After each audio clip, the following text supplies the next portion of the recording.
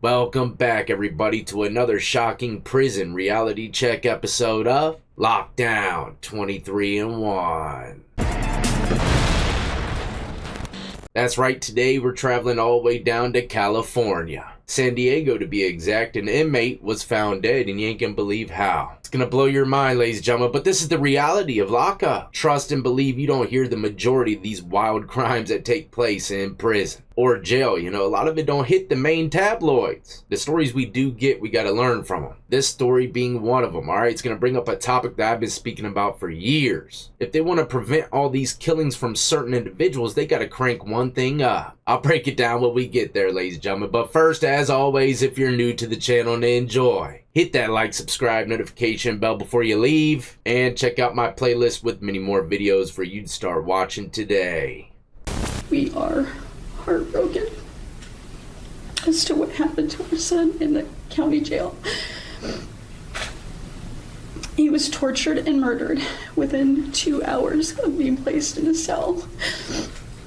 And he was only 24 years old, and we miss him every day. Another wrongful death lawsuit has been announced against the San Diego County Sheriff's Office over the death of an inmate. This time, investigators say 24-year-old inmate Brandon Yates was murdered by his cellmate. According to the lawsuit, Yates was booked into jail on January 2024 for burglary after he was found sleeping in someone's backyard shed. Yates' parents said that their son was a good kid. However, a few years ago, he began struggling with drug and mental health issues. Within the last couple of years of his life, he developed symptoms of schizophrenia, requiring him to take medication.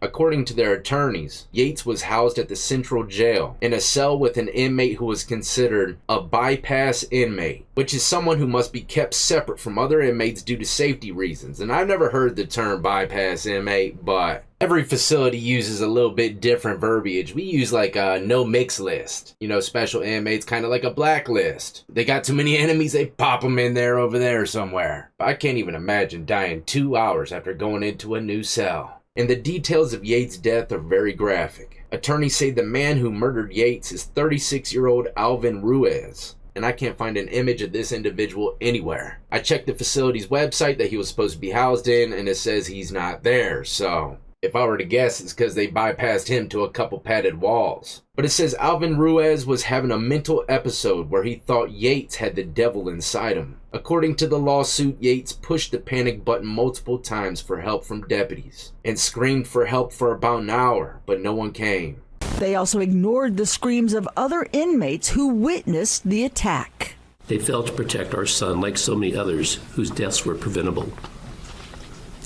The San Diego County jail system doesn't seem to value human life. And for those y'all that don't know, more modern jails have these things called emergency buttons inside the cell. Usually you press a button and inside the booth where the correctional officer's at watching the whole pod, a little light will start bleeping, you know, and they'll let them know that someone's having an issue. But I'm here to tell you, so many people sometimes press that button that it gets ignored, right? You ain't gonna be getting no kind of help anytime soon. So for the most part, depending on the establishment, them buttons are useless. But this is the thing, it says that he was screaming for help for about an hour. How did they know that? Probably because inmates told them. I can promise you every single person in that cell block heard that man screaming until he died. And there's plenty of inmates that ain't gonna stand for that, man. They're gonna speak up, especially if it's more along the lines of the CO's fault, man. Inmates definitely gonna be talking. They want them to pay for that. They don't want that happening to them. But for him to be screaming for an hour, most COs, they can hear screams if they're in their spot that they're supposed to be at watching the pod. So that just goes to show me as well that there's probably no one even in there. Now the family's attorney says no one came to Brandon's aid as he was being tortured, stripped naked, bound, sexually assaulted, and murdered. The cause of death was asphyxiation, consistent with manual ligature strangulation and smothering. The inmate accused of killing Yates, 36-year-old Alvin Ruiz, has been charged with Yates' death, according to the lawsuit. Brandon's life was precious, not just in his best moments, but also in his struggles. He deserved dignity, care, and protection. We want to make a difference so that other families don't have to suffer losses like ours.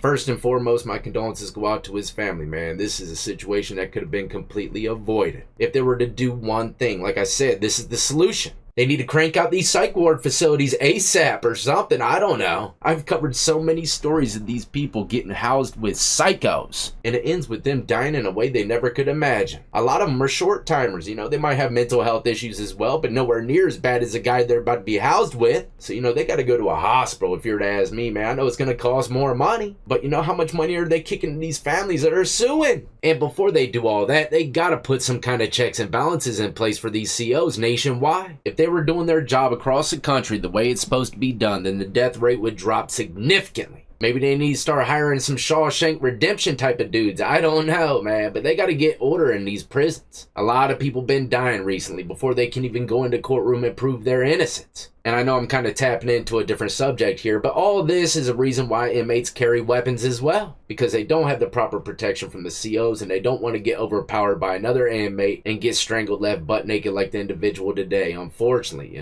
that's how stuff happens. It's a chain reaction of events when the COs are not doing their job. Once again, my condolences go out to the victim's family. Hopefully my video brings a little bit more awareness to the situation y'all are going through. But until the next time, ladies and gentlemen, stay tuned. I got plenty more content coming your way. The courtroom sentencings are lined up for months. Not to mention I got a hilarious green screen montage coming your way. Bobby shows face quite a bit. Gets smacked up a few times too. Smoke clouds thick, all kinds of stuff jumping around on that one. So be on the lookout, ladies and gentlemen, and the only way to do that is by hitting that notification bell, setting it to all. In the meantime, though, as always, like I said, walk that straight and narrow, and more importantly than anything, stay free.